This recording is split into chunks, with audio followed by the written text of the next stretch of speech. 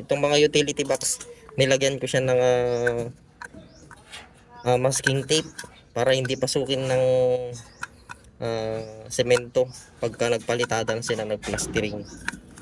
Then gamit nating brand guys na utility box is Poly. Ito yung brand niya. Ito guys, ito na yung subok ko na tong materials na to kasi makunat tsaka matibay siya. Bali maglalagay tayo ng mga utility dito. Guys, bali ito na yung kanang finish flooring. Ito yung kanyang finish flooring. Then add tayo ng 3 cm guys para kanyang sa kanyang tiles. Finish tiles. Bali add tayo ng 3 cm dito.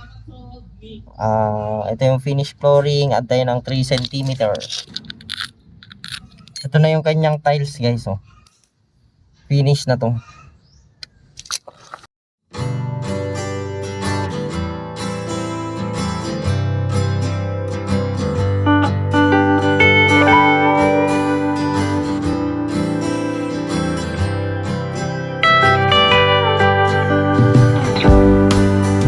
Mula finish tiles is ito mo 50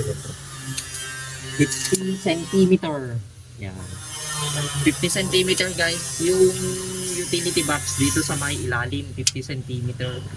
Yung ibang electrician guys is kalahati ng utility box, 50 cm kung sakali. Ganito guys yung sukat mo. Sa akin guys, naglalagay ako ng utility box, mga switches dito ako sa ilalim, nagsusukat. Bali 50 cm dito sa pinakailalim guys. Yan. Kung na to guys, finish tiles na to, yung height niya 50 cm. Guys, share ko lang ito guys, yung number 8 ay number 9. Mounting height shall be as follow: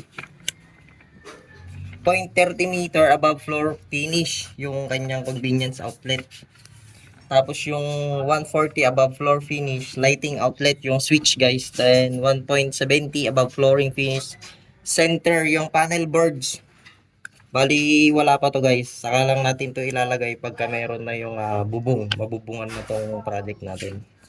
Tapos all of the other heights verify to the sa may-ari ng project. Tanungin natin sila kung agree sila sa 0.30 cm above floor finish yung kanyang outlet. Itong 1.40 above floor finish guys is lighting control switch. Okay to, hindi na nabago. Ang nabago lang dito is itong kanyang convenience outlet, auxiliary outlet, itong 0.30 above finish flooring. Ito guys,